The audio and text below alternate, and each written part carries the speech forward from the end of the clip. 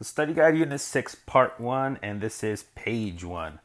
So number 1 starts with asking us to find the equation of the parabola below. So notice that we are given the parabola, but we're not given any equation. We're given a lot of details about the parabola here. So from those, we have to determine what equation, what form we want to use so we can determine what the equation would be. This one already tells us that we want to use intercept form. But we're using intercept form because we're given two x-intercepts here. There's one and there's the other, right? And here is where x equals 0. That's my axis right there. So we're given two x-intercepts, and anytime you're given two x-intercepts, you want to make sure that you use intercept form. Right, we use when two x-intercepts are given. This is a good thing to have on your note card. If you were given the vertex, notice it here. It is here, but it's kind of hard to identify where it is. So we don't know exactly where it is. So vertex form wouldn't be the ideal form to use for this problem.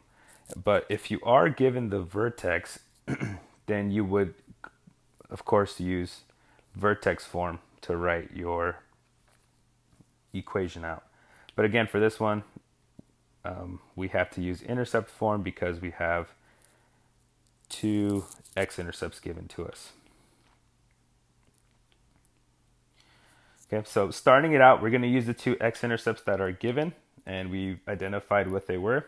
So the first x-intercept is at x equals 2, and the other one is at x equals 5. Right, remember intercept form,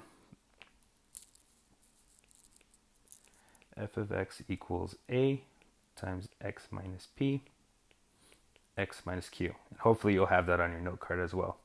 So those two x-intercepts that we wrote down, x equals 2 and x equals 5, gives us the two parentheses that we're going to need. So if we subtract the 2 back and subtract the 5 back onto the left side, that would give us x minus 2 and x minus 5.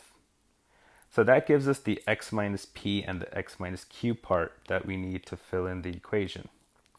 So if I go ahead and rewrite it, I'll have y equals a, or you could write f of x for y, a times x minus 2, x minus 5. Now the next thing we need is an additional point.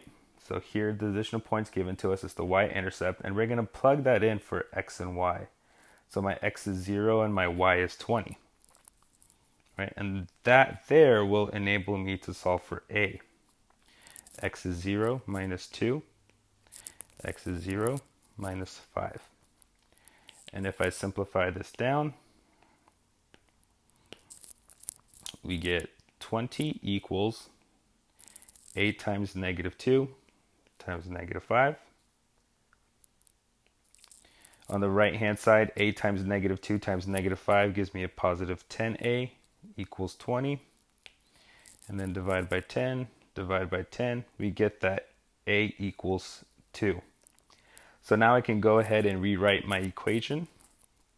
So we'll have f of x, or you can write y, equals, I just solved what my a is 2, times x minus p was x minus 2, and then x minus q is x minus 5. Right? And we get that from here. This is x minus p, this is x minus q, and then a is right here, a is 2. So now we have our equation for our parabola. And if we were to go ahead and confirm this on Desmos, if you put that equation in there, f of x equals 2 times x minus 2 times x minus 5, you'll go ahead and you'll see that you get a parabola that has a y-intercept at 20, x-intercept at 2, x-intercept at 5, and then it'll tell you what the vertex is on Desmos. Now this part on the bottom here, use the equation in part A to find the y value of the parabola when x equals 20.